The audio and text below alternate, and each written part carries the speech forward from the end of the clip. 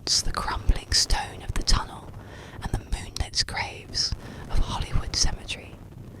Its name is a blade in the night, slicing through the courage of those who dare tread its domain. The air grows thick with dread, heavy with the scent of damp earth, and something fouler, something hungry.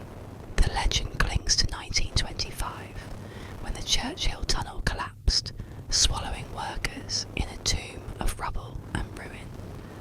Among them was Benjamin Mosby, a railway man whose fate birthed the horror. Some say he crawled from the wreckage, burned and broken, his face a grotesque mask, only to die in the tunnel's mouth. Others swear he never emerged as a man at all, but as something else, a creature with eyes like blood, his flesh pale as bone, his fangs gleaming in the dark. The tunnel, sealed after the disaster, became his lair, and Hollywood Cemetery, with its ancient oaks and silent tombs, his hunting ground. By night, the vampire prowls. His footsteps echo in the sealed tunnel, a hollow rhythm that seeps into the city above. Those who venture near the cemetery gates speak of a figure in tattered workman's clothes, his face obscured, gliding through the mist. His gaze is a weight draining warmth from the living, and its hiss, a sound like steam escaping a grave, promises no mercy. Some claim it feeds on blood, leaving victims pale and lifeless, their throats marred by wounds no beast could make. Others say it craves fear, savouring the panic of those who feel its presence. The stories fester. A groundskeeper, locking the cemetery gates, vanished, his lantern found shattered, the earth around it clawed. Teens daring the tunnel's entrance heard laughter, low and guttural, from within its sealed depths. Lights flicker in the cemetery, and gravestones shift, as if the dead themselves recoil from the vampire's tread. Some believe it's Mosby, cursed by the tunnel's collapse, his soul twisted into a predator. Others whisper of an older evil drawn to the tragedy, wearing his name like a mask. Richmond's folk avoid the tunnel's shadow and shun the cemetery after dusk. No offering sates this creature, no prayer binds it. If you walk by Hollywood Cemetery, where the air grows cold and the oaks seem to whisper, keep your eyes down. Ignore the rustle in the fog, the glint of red in the dark. For the Richmond vampire is no mere legend. It is the tunnel's wrath, the cemetery's hunger, a thing of blood and shadow that watches, waits, and feeds on those who linger in its cursed domain. Students across the continent. The story goes that Madame Koi Koi was once a beautiful teacher, known for her elegance and her striking red high heels, but beneath her poised exterior lay a dark and vengeful soul. According to the legend, she was cruel to her students, punishing them mercilessly for even the smallest mistakes. One fateful day, her harshness led to a confrontation with students or staff, and the encounter ended in tragedy. Some say she was pushed to her death, her red heels clattering down the stairs as her screams faded into silence. But death did not silence Madame Koi Koi. Her restless spirit lingers, haunting the places where she once walked. At night, students claim to hear the unmistakable click-clack, click-clack of her red heels echoing through empty dormitory halls or school bathrooms. The sound grows louder, closer, as if she's hunting for those who dare remain awake or wander alone. Day schools are not spared from her wrath. Madame Koi Koi is said to haunt students who arrive too early or linger too late, her ghostly figure appearing in toilets or empty classrooms, her one remaining red heel glinting ominously in the dim light. Her vengeance is swift and silent. Some students claim to have felt her icy grip, while others report the sight of her disfigured face, her expression twisted with rage and sorrow. No one knows what she truly seeks,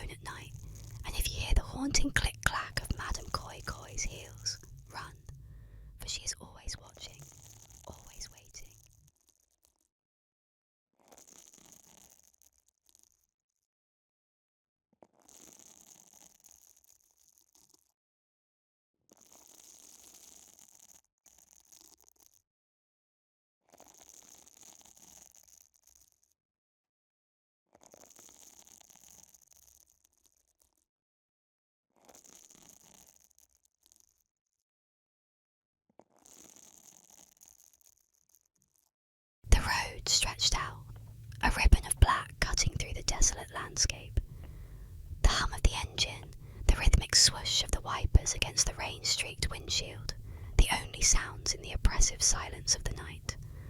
A woman drove alone, the miles ticking by, each one taking her further into the heart of darkness.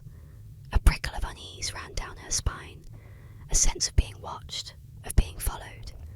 A pair of headlights appeared in her rearview mirror, growing larger, closer. The car behind her, a dark, indistinct shape, began to tailgate, its high beams flashing intermittently, blinding her with bursts of light. Fear, cold and sharp, gripped her heart. She pressed down on the accelerator, desperate to put distance between herself and her pursuer. The car behind her matched her speed, its high beams flashing again, a persistent, menacing presence. She swerved, trying to shake off her pursuer, but the dark car followed, its presence growing more insistent, more threatening. Terror clawed at her throat, choking off her breath. She gripped the steering wheel, her knuckles white, her heart pounding against her ribs. Finally, she reached her driveway, the familiar glow of her porch light a beacon in the darkness. She fumbled with her keys, her hands trembling, desperate to get inside, to escape the menacing presence behind her. As she reached for the door handle, the car behind her stopped, its headlights illuminating her car, its high beams flashing one last time. A figure emerged from the pursuing car, a dark silhouette against the headlights. He approached her slowly, his face obscured by shadows. Terror choked her, her scream trapped in her throat. The figure leaned closer, his voice a low whisper. "Check your back seat." She turned, her blood running cold. A shadowy figure lurked in the back, its eyes gleaming in the darkness.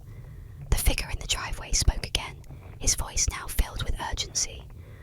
"I saw him get in at the last gas station. I tried to warn you." The shadowy figure in the back lunged.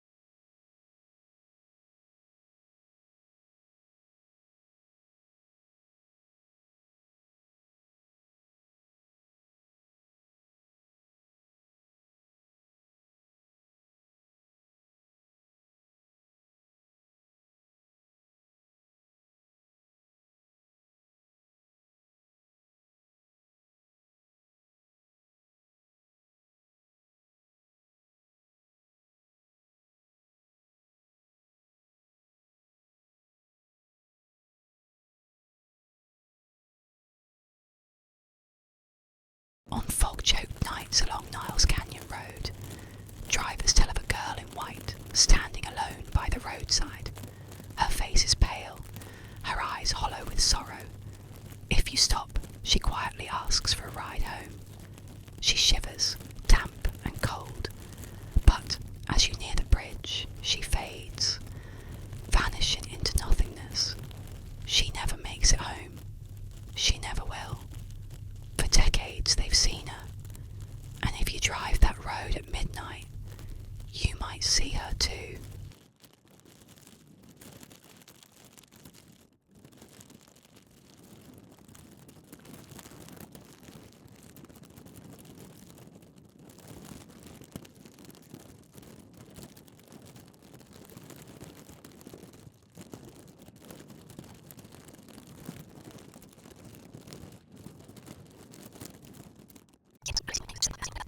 Marked them while they slept.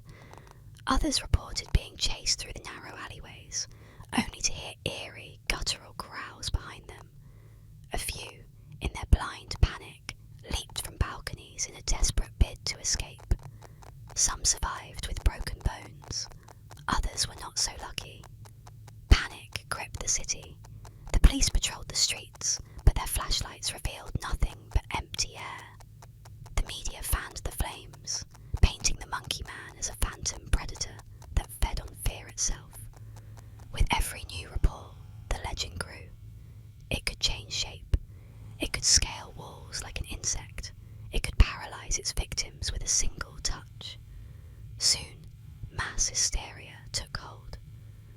mobs roamed the streets, wielding sticks and iron rods, attacking anything that moved in the shadows.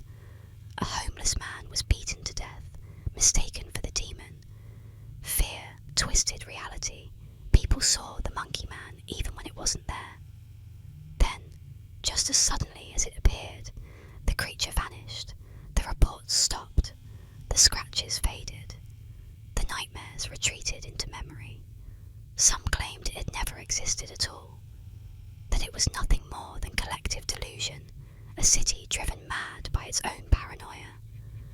But even now, on restless nights, some still whisper of the monkey man of Delhi. Some say it still watches from the rooftops, waiting for the right moment to return.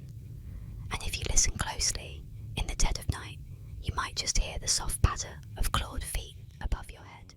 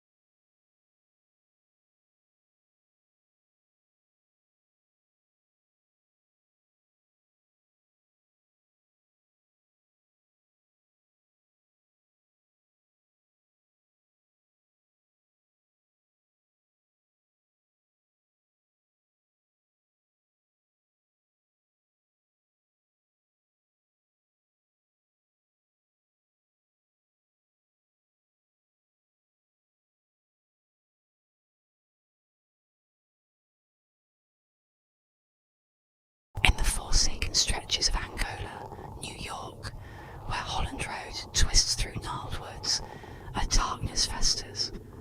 The locals call it Pigman Road, a name that curdles the blood of those who know its tale. Under the moon's sickly glow, the air grows thick with the stench of rot and dread, and the wind carries whispers of a butcher whose cruelty stains the earth itself. Decades ago, he lived there, a hulking figure, his apron smeared with blood, his eyes glinting with a madness no man could name. To guard his decrepit home, he staked the severed heads of pigs along the road, their lifeless eyes staring from rotting skulls. The grotesque totems swayed in the breeze, a warning to any who dared trespass. But the butcher's savagery ran deeper than mere intimidation. One night, a stranger, a drifter, some say, crossed his path. No one knows what sparked the butcher's rage, but the man's fate was sealed. Dragged to the shop's dank depths, he was strung up on a rusted meat hook, his screams muffled by the walls, his body tangled, a grotesque trophy, until the earth swallowed his remains.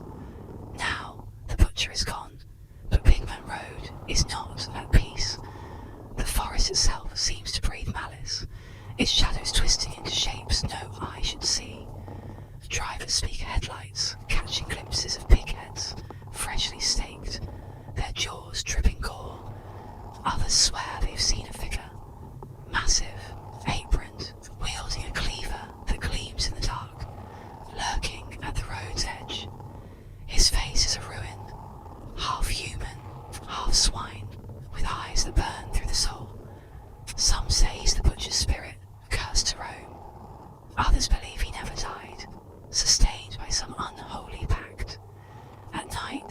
grows treacherous, engines sputter without cause, and radios spit static laced with guttural snarls. Those foolish enough to walk the path report footsteps crunching behind them, too heavy, too close. The brave who venture to the abandoned shop find it untouched by time. Bloodstains cross the floor, and hooks sway as if stirred by an unseen hand. Some claim to hear a low, wet grunt, or feel a breath reeking of slaughter on their neck. The locals avoid Pigman Road after dusk. They warn of disappearances, hunters, teens, wanderers, vanished without a trace, their fates etched in the butcher's legacy. Offerings of salt and iron are left at the road's mouth, futile pleas for protection. Yet the big man's hunger endures, his cleaver ever sharp. If you must drive that cursed stretch, keep your windows up and your gaze forward. Ignore the thump against your car, the shadow in your mirror. For the big man is no mere legend. He is the road's keeper, its butcher, its devourer. And on Holland Road, the meat hook waits, cold and empty, for its next guest. For in the dead of night, when the moon is hidden and the air turns thick with dread, the stairs to hell are said to open, waiting for those who are brave or cursed enough to glimpse what lies beyond. But be warned, once you look into that darkness, it might never let you go.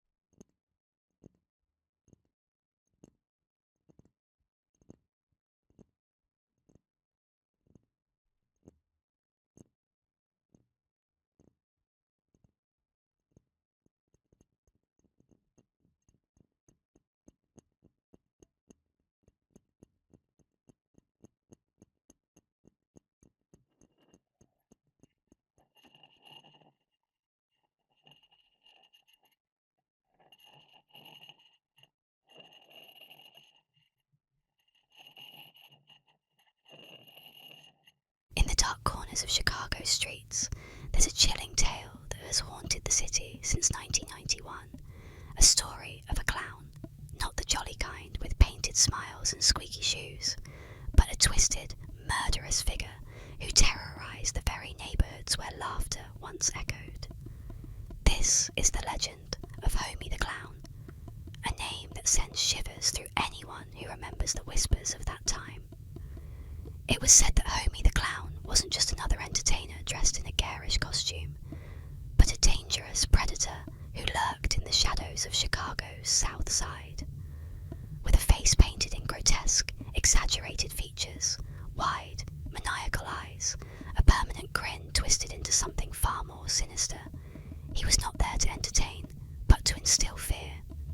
His clown persona was a mask, hiding the true monster underneath. The urban legend began innocently enough. Children in the neighborhood, curious and naive, spoke of a strange figure in the streets, an unsettling clown who roamed at night, offering candy and small trinkets to those who dared approach him. But there was always something off about Homie. His gifts, while seemingly benign, were laced with an aura of danger. No one ever seemed to see him leave, and those who ventured too close to his eerie, silent figure would never be seen again. Over time, Homie's legend grew darker.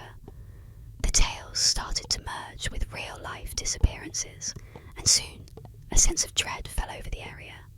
The clown wasn't just a shadowy figure anymore. He had become something far worse.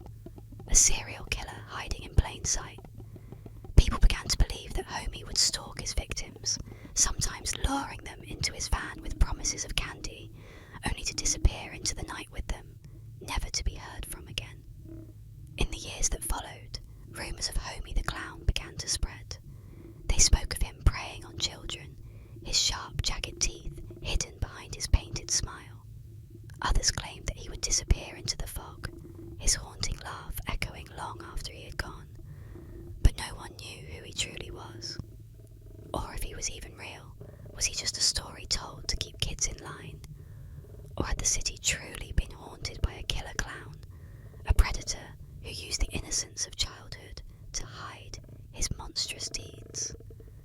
this day, the legend of Homie the Clown persists. Many dismiss it as a myth or an exaggerated story, but there are those who still believe that somewhere in the dark alleys and hidden streets of Chicago, Homie is waiting. And for those who still wander too far into the night, they might just hear the faintest, most unsettling sound, the laughter of a clown, too twisted to be anything but a nightmare.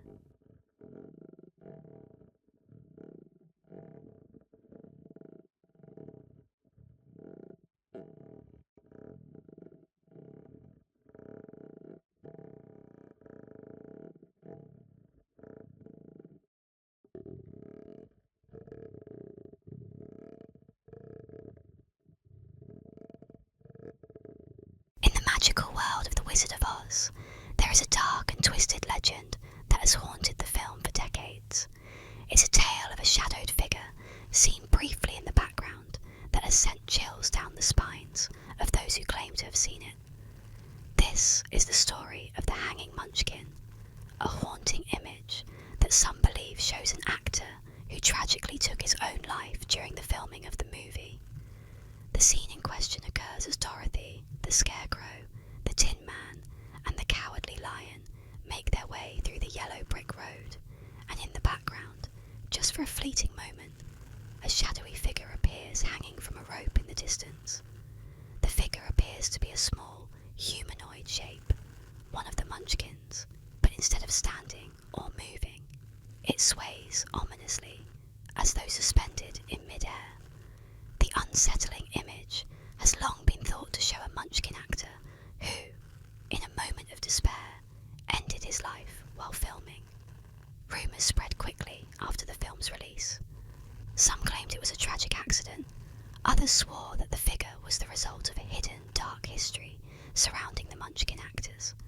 Over the years, the Hanging Munchkin became an urban legend, whispered about by fans of the film, who believed that the ghost of the actor still lingered, forever trapped in the frames of the movie. However, Snopes.com debunked the legend, tracing the figure to a much more mundane origin. Instead of a suicide, the mysterious shape was likely one of several large birds that had been allowed to roam the set. The bird's wings, spread wide in the background, created the illusion of a hanging figure, a trick of the light and angle that fueled the myth. Despite the truth, the legend persists. Some still claim that when watching the film late at night, they catch a glimpse of the Hanging Munchkin, the shadow of a tragedy that never truly happened, but has haunted the film's legacy all the same.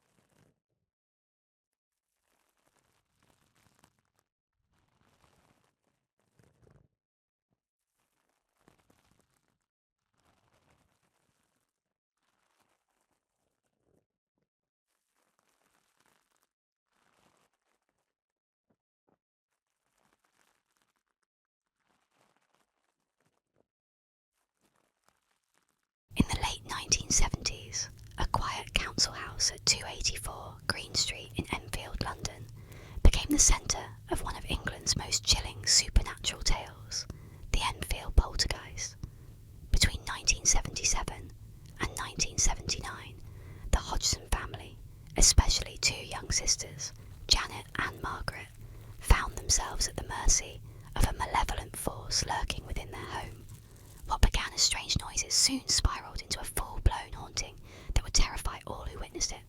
The haunting started subtly, objects shifting, knocking sounds echoing through the night. But as days passed, the activity grew more violent. Furniture slid across rooms by unseen hands, toys flew through the air, and chilling voices filled the house. At the heart of it all was Janet, just 11 years old, who appeared to be the poltergeist's primary target. She would often fall into violent trances, speaking in a guttural voice that was far from her own, Witnesses, including police officers and paranormal investigators, were horrified as they saw objects move and heard disembodied voices with their own eyes and ears.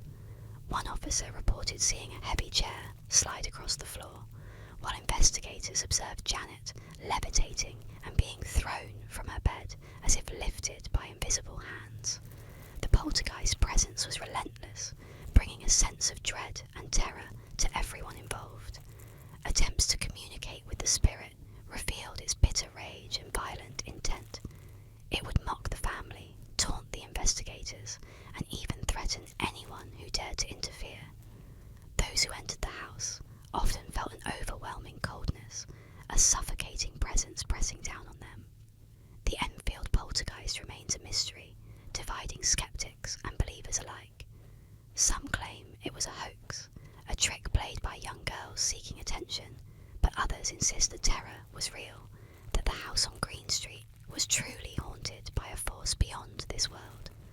Even today, the Enfield poltergeist stands as one of the most disturbing cases of supernatural activity, a dark chapter in London's history that lingers in the shadows, a warning that some spirits do not rest easily.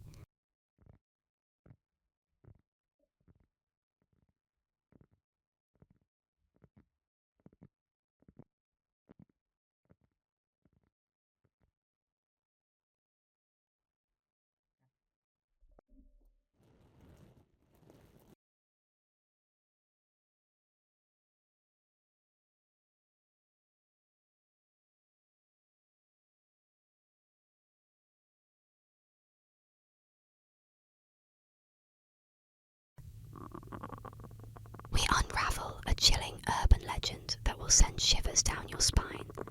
Relax, close your eyes, and listen closely as we explore the celebrity death rule of threes, where fame meets fate.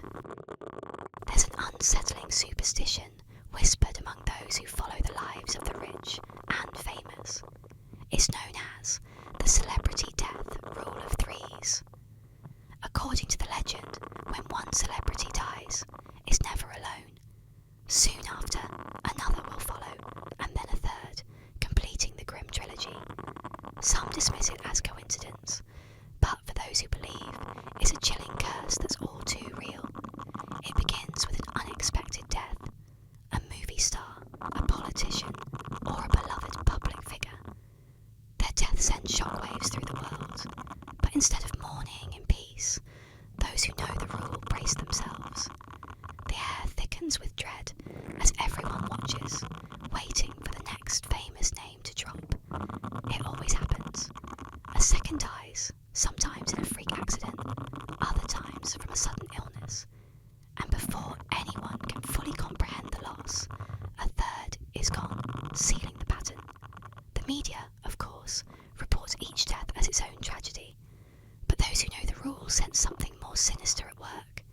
The connections between the deaths seem too eerie to ignore. Sometimes they've all worked together, met each other at events, or shared a strange bond. Other times, the deaths are separated by oceans, yet the pattern persists. 1, 2, 3, like clockwork, the reaper collects his due. Some say the rule traces back to ancient beliefs, where powerful individuals were thought to be marked by destiny, their lives intertwined in mysterious ways. Others believe it's the consequence of fame itself, a dark energy that surrounds those who rise too high. A few even whisper that behind the scenes, there's a secret group that orchestrates these deaths, a shadowy cabal pulling the strings to keep the balance. Whatever the cause, the rule has been proven time and time again. Celebrity after celebrity, politician after politician, falling in threes, as if the universe demands their lives in groups, is a haunting reminder that no matter how famous, how untouchable, no one can escape the inevitable. And the scariest part, it's only a matter of time before the cycle begins again. One dies, and you know, two more will follow, completing the trio before the rule rests. For now.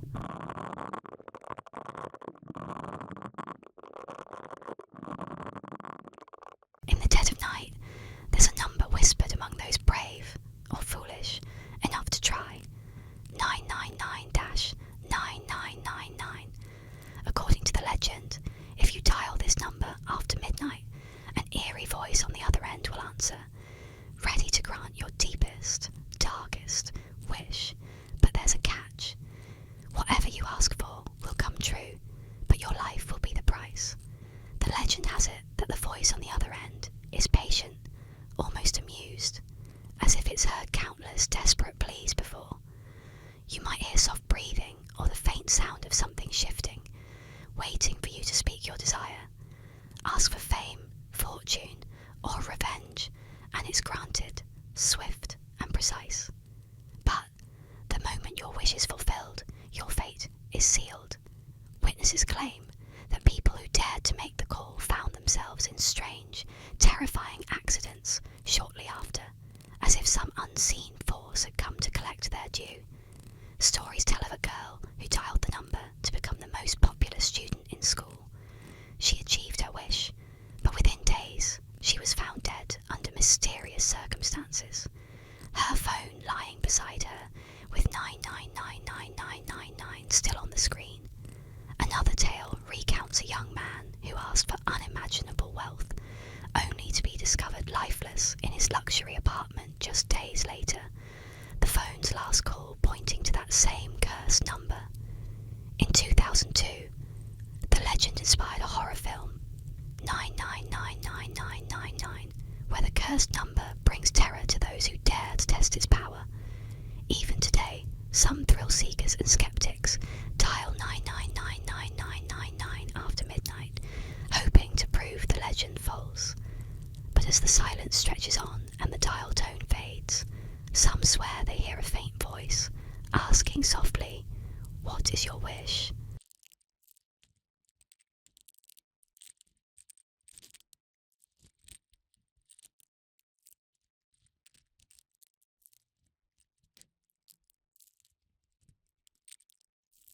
In the shadowed realms of rural lore, where the line between jest and truth blurs, the legend of cow tipping haunts the fields and farmyards. Said to be a moonlit escapade for thrill-seeking youths, this bizarre activity involves the stealthy approach towards an unsuspecting cow, fast asleep standing upright in the darkness, and the sudden, forceful shove to topple the massive beast over for mere sport. But beyond the surface of this seemingly harmless prank lies a more chilling narrative, whispered among those who know the countryside's true face after dark. As the legend goes, in a secluded farming community, enveloped by the embrace of ancient woods and forgotten roads, cow tipping became more than just a reckless pastime. It morphed into a ritual of fear. The teens of this town, driven by boredom and the intoxicating rush of defiance, would venture out into the fields under the guise of night, their laughter slicing through the silence like a cold wind. But there was one night that turned their mischievous jaunt into a nightmare.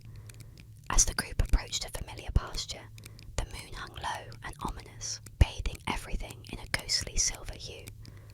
The cows stood like monolithic statues in the mist, their breath forming clouds in the crisp air. Emboldened by the eerie night, the teens singled out a large, shadowy figure at the edge of the field. With a mix of exhilaration and alcohol-fueled bravado, they crept up to the sleeping cow. However, as they laid their hands on the creature, ready to push, the cow did not budge. Instead, it slowly turned its head, revealing not the docile eyes of a farm animal, but the glowing red orbs of a creature from deeper shadows. The teens froze, their hearts pounding as the cow, or the thing that masqueraded as one, rose unnaturally on its hind legs, towering over them with a menacing presence. Panic erupted as the creature chased them through the fields, its form blurring between beast and spectre, its bellows a grotesque parody of bovine grunts mixed with something far older and angrier. The youths scattered, screaming into the night, forever marked by the terror of what they had provoked. Those who returned spoke little of the incident, their eyes haunted by the memory. The story spread, a cautionary tale whispered around campfires and during late-night gatherings, never seen as a harmless challenge, but as a dare with potentially dire consequences. To this day, the fields at the edge of that town remain untouched at night, the cows left to their peaceful slumber. For the locals know that some rural myths are better left untested, and that disturbing the natural order can awaken things best left asleep in the darkness.